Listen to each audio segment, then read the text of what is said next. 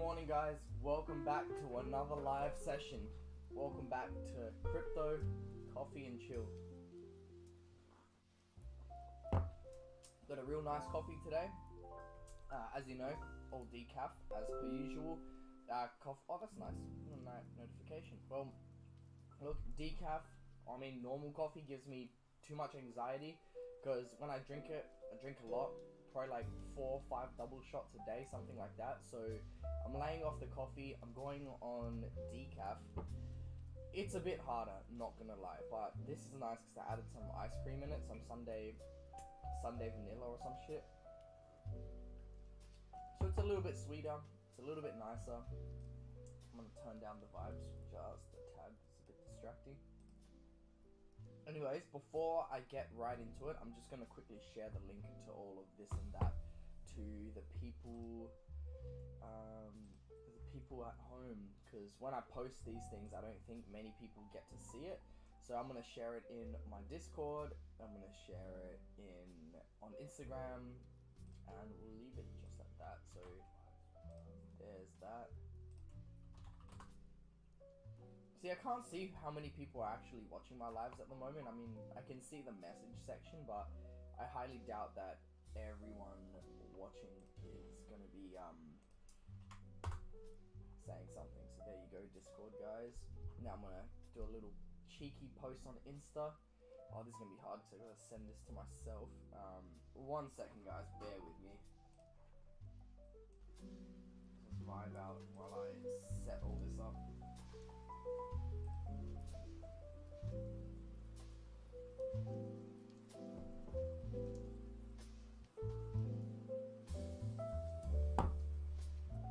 Yeah, so today I'm going to be going through the charts. As you know, I'm going to be going into a little bit with the fundamentals.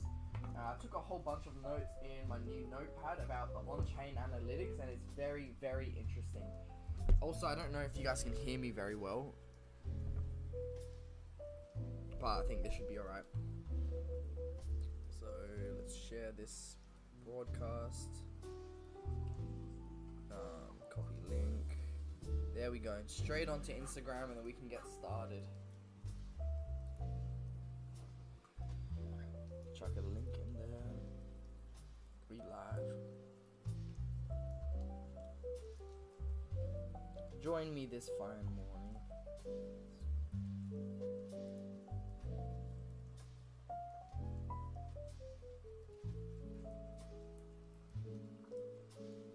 Massive link here at the bottom.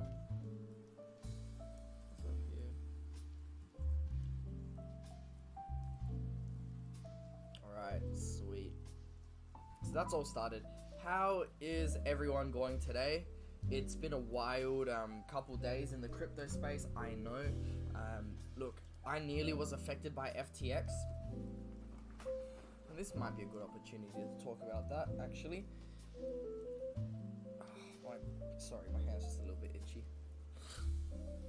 Alright, so I'm gonna make this a bit larger. Can I actually change the size of this while we're live? That's a crazy way. I'm still learning these things, because I haven't been going live for too long, maybe a few weeks now.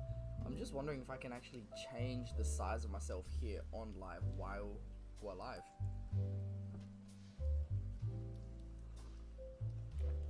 Just checking on my own broadcast at the moment. Oh, I can. That's dope. Okay, so we don't need the charts right now, so I'm gonna turn this down a little bit.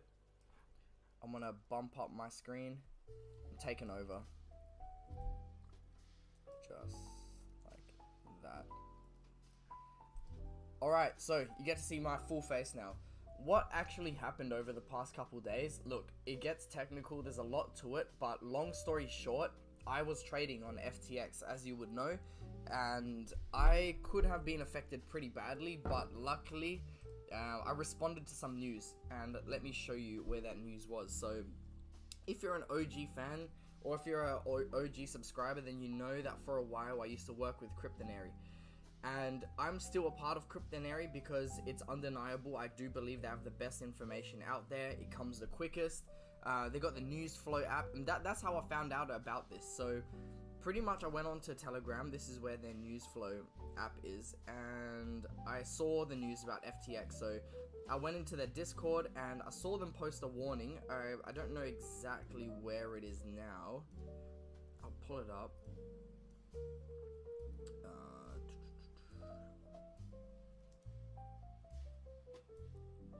Yeah, pretty much I saw it on the Cryptonary Discord, and they were like, look, it's a risk. There's a chance there's a chance that it may not happen, but we're not taking the risks. So I moved my trading account on-chain. I took it out of the decentralized exchange known as FTX, out of the centralized exchange known as FTX, and I moved it onto a decentralized exchange called DYDX. It's a trading platform. I don't know where to put this. Yeah, so DYDX is a decentralized trading platform, so I moved my funds onto there, and that's where I'm currently trading. So this week, it's been a bit rough. I think I didn't get a trade on Monday. I took a trade on Wednesday, and then I didn't trade last night. I didn't trade the day before. So I only took one trade this week, and unfortunately, it was a loss. It was a minus 1% trade. Or was it 2 losses I took? It was 1 or 2 losses I took this week, but the market was acting a bit weird. I think there was just so much happening in the market, right? There was some fundamental news on Tuesday. There was the CPI data last night, this morning, depending where you come from. And then there was the whole thing with FTX going down, but like we couldn't have predicted it. So it was a very, very messy week. So I decided to stay out of the markets. And honestly, I'm proud of that, because usually I jump right into these opportunities, because at the end of the day, I am a day trader. I love volatility. That's what I feed off of. That's where I make my money. So yesterday there was very high volatility. I had marked my charts and thought about like, oh, okay, this is where I want to enter if this and this plays out. Lucky I didn't get into the markets because I was looking to go short. Now let me shrink myself real quick and let me show you what let me show you what actually happened. Oh, this is becoming a hassle now. Don't want to play around with that too much. So let me show you what happened on the chart. So click out of that. Over here we got the standard setup, which I have. So I do the 12 a.m. open New York time. I mark London highs and London lows. So as you can see, London low was swept, and from that point we were trading in a discount.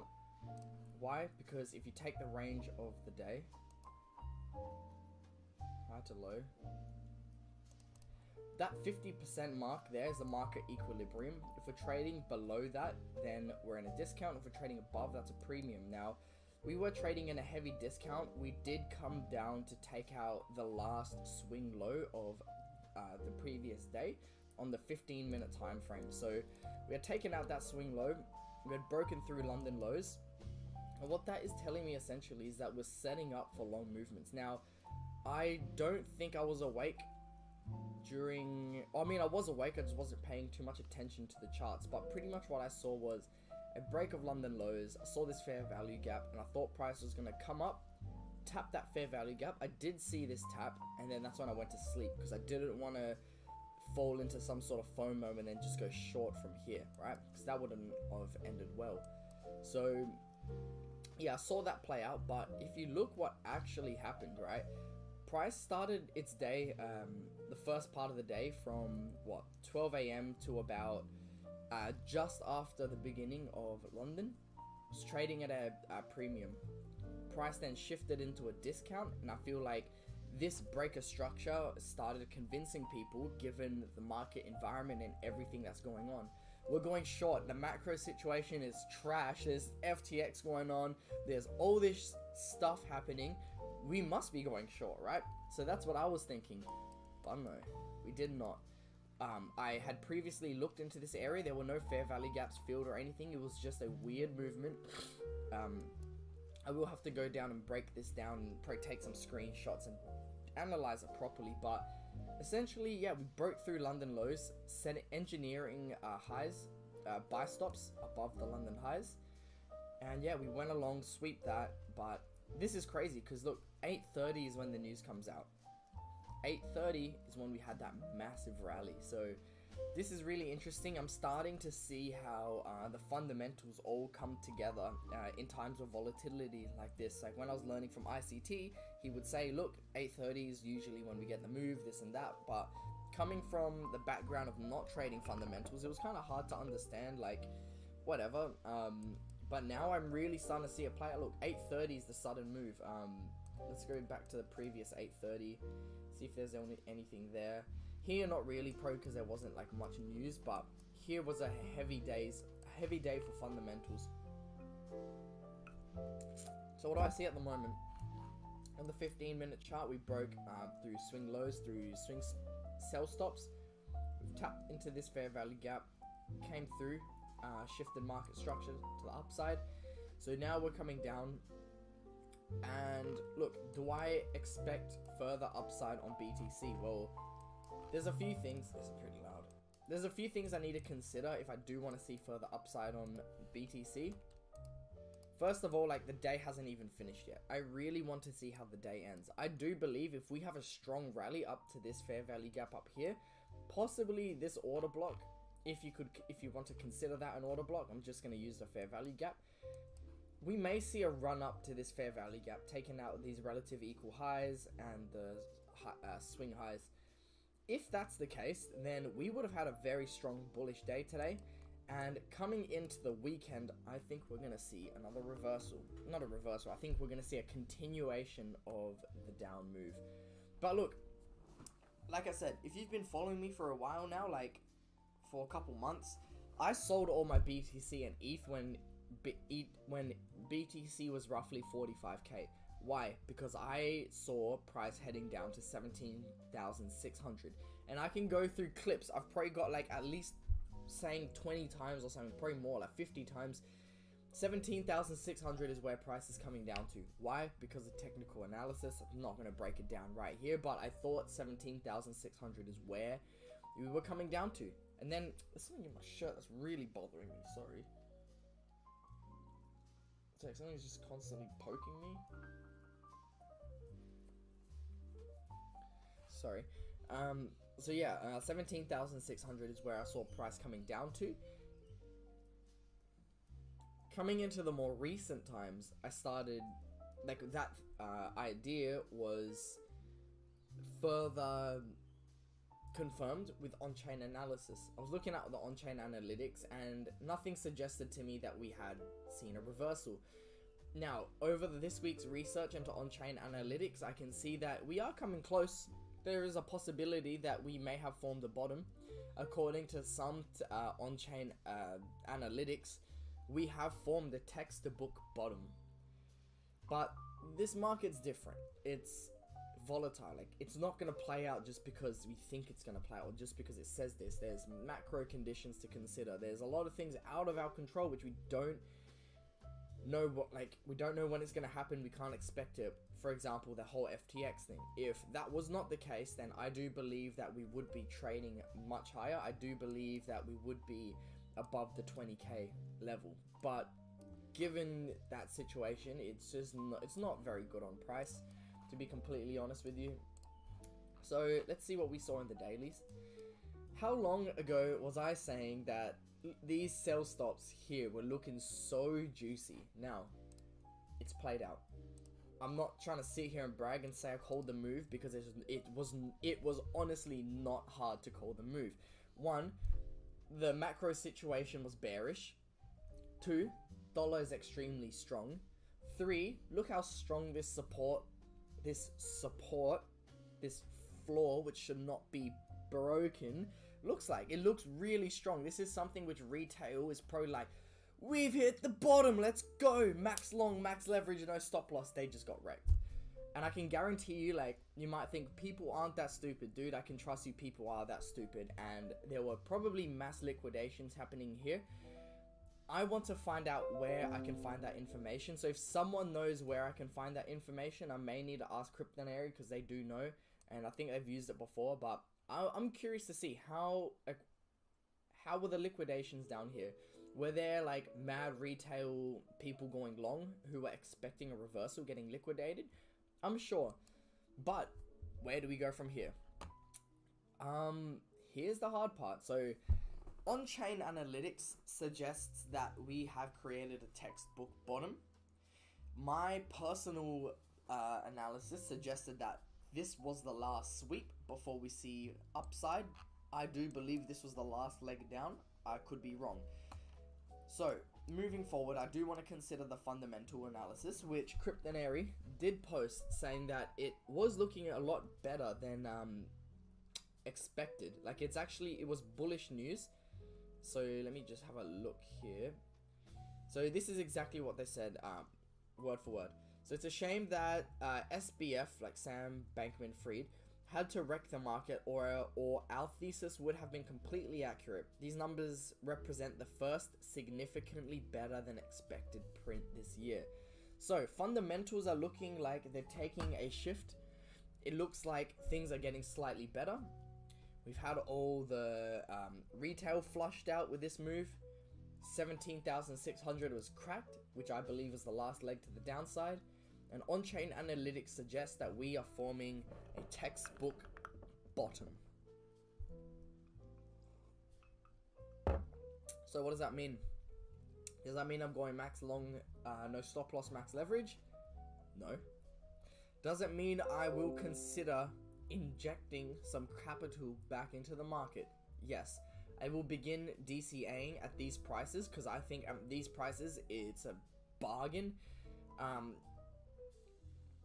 There is a few projects I am very interested in, which I expect to at least provide some very large returns.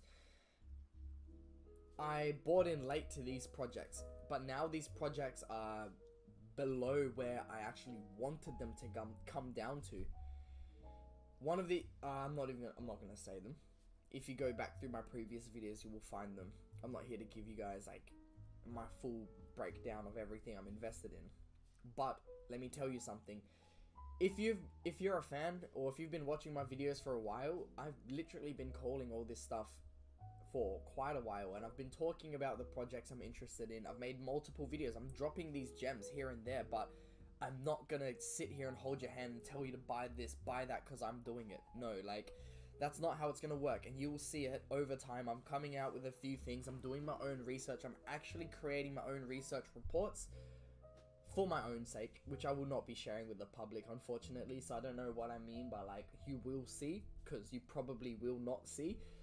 It's just a better way for me to learn. I learn by going in, finding the details, doing my own research, asking my own questions, and finding finding the answers to these questions which I ask myself.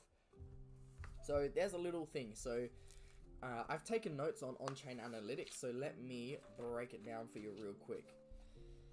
So one of the what's it called? Got a brain fog moment.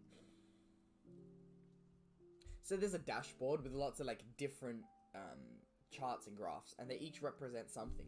One of them was the hodler net position change. Let me talk to you about the notes I found on here. So what this does is it tracks the hodled or the lost coin supply, coins that are extremely dormant. So when I say hodled, these are the coins which people have bought them and they leave it, they don't touch it for a long time. They're dormant. So it's either these or the lost coins, because think about it, if you lost your coins, if you lost your ledger, you can't move it, so they're dormant. So this metric tracks the hodled coins, so the coins which have not been touched in a long time, and the lost coin supply. It has currently hit an all-time high of hodled coins, and this is 7.55 million BTC. So we've hit an all-time high of hodled coins / lost supply. What does this mean? In no point in history have we had this many coins just locked away, just held onto them, stored them. What does that mean? High conviction, because if people are holding onto their coins, the conviction is high. So these are like deep hodled coins, or they're lost. So big spending. What we did see is there was big spending by these hodlers into the 2021 into the 2021 top. So as price was leading into the 2021 top, we saw big spending by these hodlers, probably taking their money out, spending it, buying more, investing, this and that.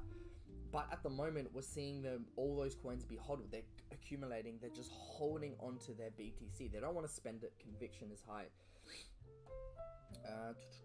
We saw a change in psychology after the 2021 crash, and it can be seen by market participants playing the long term by moving coins into cold storage. So after 2021 crash, there was a change in psychology.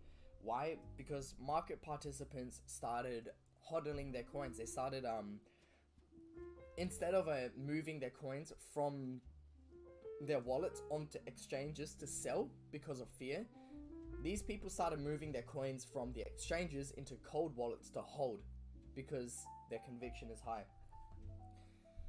They start moving on to cold storage, as I have right beside me on the ledger, and it seems like the resetting of the cycle from a hodler perspective. So what do I mean by that? I do have my research, but I don't think I want to open it because there is some sensitive information on there. So pretty much, like I said, the change in psychology, but big spending by hodlers into the 2021 top. So as the top was being formed, they were taken out, going in, and redistributing this wealth. Now what we've seen is the wealth redistributing, because it's like a cycle. It's coming back to the hodlers. It's coming back to the people who are high conviction. And then when price starts coming up, they're going to sell it to the retail who's easily buying in, trying to ride it all the way up to the top. So that's what I mean by it seems like a resetting of the cycle. So we're gathering all the coins, and then as we're making our way into the next high, that's when it's all redistributed. Wealth has been redistributed. And then from there, we see the crash, wealth redistributes itself, it comes back. It's like a cycle, comes back to the hodlers, and we hold, and then so on, so on. So that's one of the metrics we saw in on-chain analytics. The second, which I looked into, was the supply last active over over 6 months and less. So this is the opposite of hodled coins, being the coins which have participated in the market. So pretty much anything that's been bought, sold, swapped, used, etc. It's actually at an all-time low of volume and percentage supply, and it shows that there is a high level of conviction or a loss of keys, either one of the two. Now let me break that down. If the supply that's active is hitting an all-time low, what that's telling us is that we've never had levels so low, like we've never had levels of coin activity so low. People aren't doing much at all. There's very, very low activities. So what this suggests to us is that people are hodling or they lost their keys. Which one is more likely? Think about it. I'm sure it's like, yeah, people do lose their keys, but I highly doubt the reason for this conviction and hodling is because everyone lost their keys. I highly doubt that. Of course, it's a part of the mix, but I do believe it's a conviction of the hodlers. Next, we have the realized cap hodl waves. I know these names are a little bit weird. I genuinely don't understand them either, but it makes more sense when there's a chart there. Now, I do have the charts. It's all on my research, but I don't want to share that because there is sensitive information on there. So instead, I'm just going to read it out because I think it does provide some value. Also, all of this information can be checked. Just go onto Glassnode and cross-reference. You'll see this. That's where I got my information from. So, the realized cap of hodl waves. So this is coins aged 3 months or younger, representing only 10 to 12% of the network's realized cap. This is in the USD wealth. So it's at an all-time high of wealth is held in the older coins. Okay, this one was a little bit harder for me to understand, but I'll try and break it down. When the market was hot and when the market's doing really good, right? What did I mention earlier? Those hodlers had redistributed wealth to the retail. So if retail holds most of the active coins, what does that mean? It means that...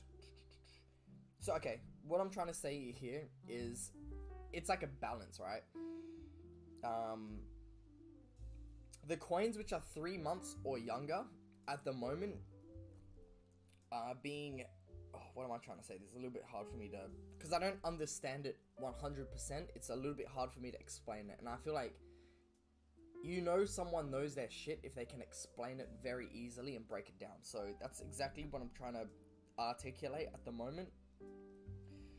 So the all-time high of wealth is held in the older coins. Again, this is just confirming that all the wealth is literally held by the hodlers. It's held by the older coins. It's at an all-time high at the moment. At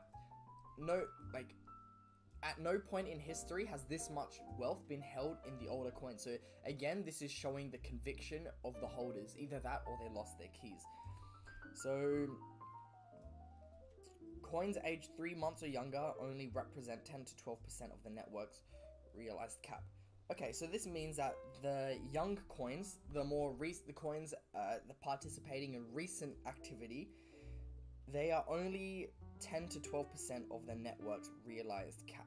So that means there's not too much supply of coins in retail's hands. What does this mean? Retail are the type to, they got paper hands. So if retail is holding the least amount of coins, they don't have the ability to dump out of fear. They don't have the ability to create huge market shifts out of like cascading sells or whatever, because most of the wealth is held by the hodlers, the people with high conviction. Another is the realized hodl ratio, which kind of ties into this. It represents the balance in wealth held between the young and the old coins. So a higher value represents more of the wealth being held by younger coins and vice versa. So higher value represents more. Okay, so pretty much this is a chart. It's sort of like an RSI. There's a overbought and oversold. What it's saying is that the higher the value is, so there's like a line, like a chart, the higher it is, the more of the wealth is being held by the younger coins. So when you see that line trading really high, we usually see that at in bull markets when wealth is being redistributed back into like retail's hands. So vice versa, if we see the metric is very low, it means most of the wealth is held by the hodlers, which is kind of what we want. And the middle represents an equilibrium, and it's a shift between tops and bottoms. That's the very, very important part. Again, I would love to show you, but I did not organize this stream well. I can't actually go into this sheet because I got so much valuable information I don't want to share on there. But essentially, there's these tops and there's these bottoms, right? When we're reaching all-time highs, when price is like flourishing, that chart is at the top because most of the wealth is held by the young, like it's mostly held by, what does it say here? By the younger coins. That's what we see because price has like, the hodlers have redistributed price into the highs. That's why they hold it. But then eventually we break out of that top range because there's a top zone and a bottom zone. We break out of that top zone and then we've reached the middle. That's the equilibrium. That's where we see a shift between tops and bottoms. We've made our way down and now we're currently in the bottom section. So the past few metrics, I've been trying to tell you that the hodlers hold their coins, and that metric is at an all-time high. We've never had such high conviction. If these hodlers have held through all these bear markets and they've held through this much pain, the chances of them selling now is not very high. So I'm feeling good about that.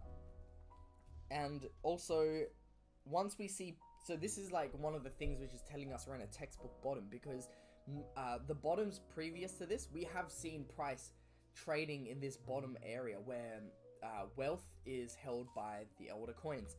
So that leads us on to the next point, which is the relative activity of small and large entities. So it observes the skewness in USD denominated BTC transactions volumes. Again, I don't know exactly what that means. I was just taking notes, but I will be going back through this and doing this every week. This is my learning process. This is what I mean by researching and creating reports. This is how I learn the best. So this is the first on-chain analytics report I've created. I am going to move this, create a digital format. You know what? I will be sharing this with my Discord community. So in my description, there's a link tree. Go into the link tree. I think my Discord's in there. If it's not, then comment if you want to join the community. That's pretty much where I share all my shit. Okay, so let's see here. The bear market reversals are shown to be led by retail, which is what current market conditions show. Okay, so pretty much we see activity led by the small entities first. So when we're bottoming out, just say this is a bottom.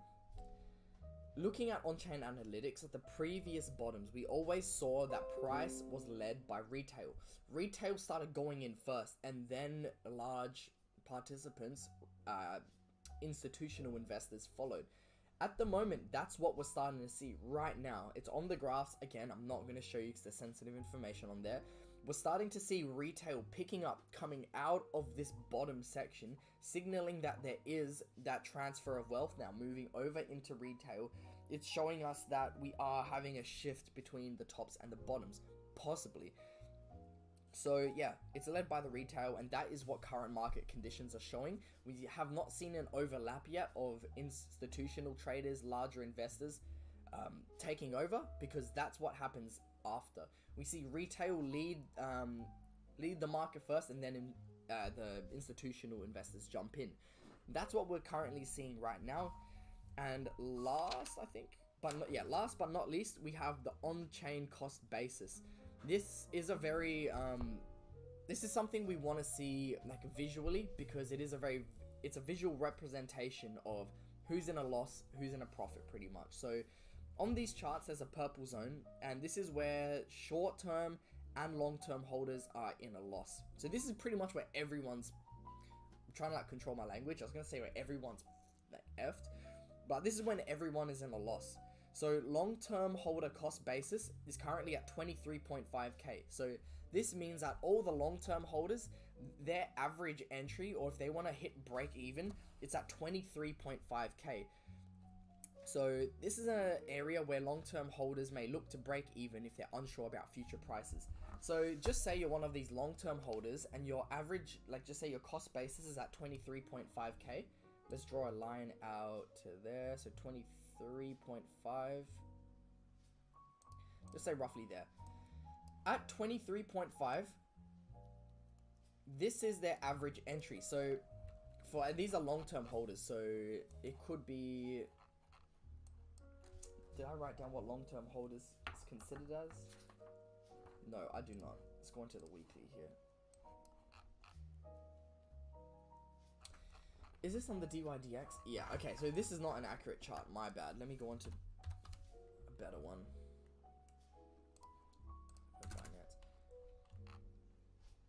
Oh, that's weird. Okay, so what did I say? 23,500?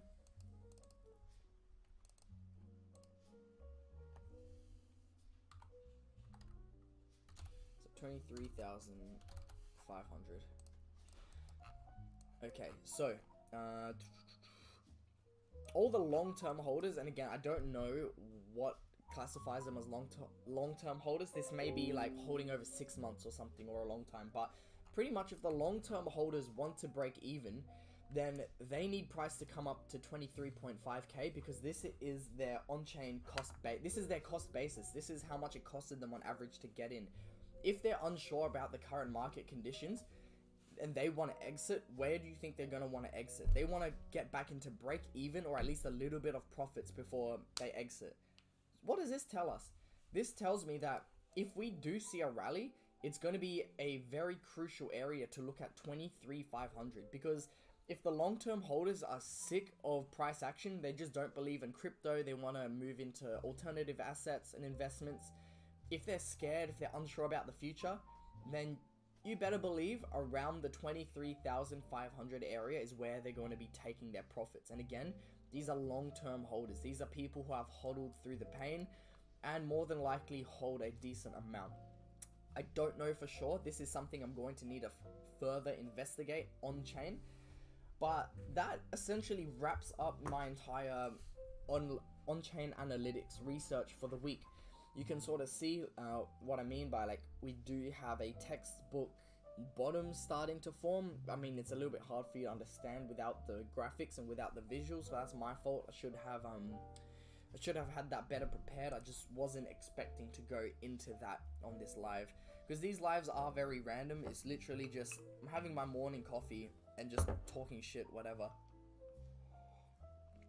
That's what my lives are. But yeah, you can see like it's very random, it's very spontaneous. So what am I looking for? We've swept the lows, suggesting that there's further downside, right? I do think that a lot of bears are going to come in and try and take this break and retest. If not, like, I do think this is a break and retest they're going to try and be taking, but I don't think it's going to be given to them. I do believe, and this is just my prediction here, that we are going to come up to 23,500, taking out buy stops, filling in the fair value gap, and tracing into the last bearish order block. From there, it's going to be hard to say, but I am short-term bullish on this movement. It's just because I do believe this was the last flush, and the on-chain analytics is starting to suggest that. So I am having objective information come together, and that's where I believe my analysis is strong, because I like to go off objective data. I like to go off, yeah, literally that, just numbers, data, stuff that's on-chain. I'm not just thinking like, oh, I see this ascending triangle 360 no scope kickflip pattern, which I believe. Nah, there's none of that. It's literally, I'm looking at the data. The data is telling me this. I'm comparing that to previous price action. And I know, again, like, you can't use previous price to determine future price action, because that's not the way technical analysis works. Yeah, I don't know. That's just what I'm trying to say. Going into a bit of a rant at the moment, but look, that's my little analysis. That's what I believe may happen. I could be wrong. You know, we're traders. Being a trader, you have to accept you will be wrong. All the time. You're always going to be wrong. Just how you deal with it. So, this is my analysis.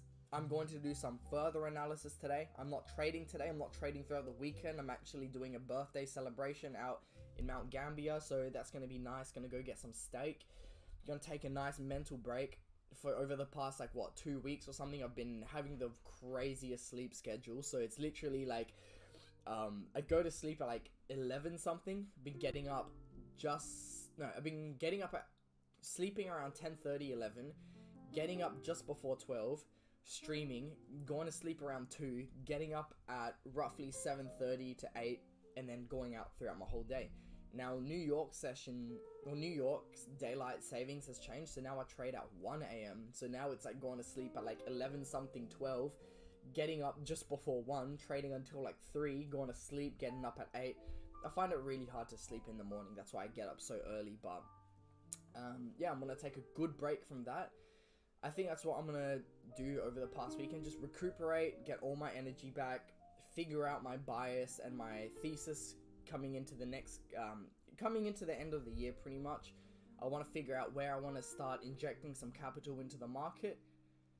And I think that's the best way to go. So I'm going to leave it there. Thanks for tuning in to Crypto Coffee and Chill. I'm going to finish off this coffee right before I bounce. Thanks for tuning in to Crypto Coffee and Chill. I'm not live streaming tonight.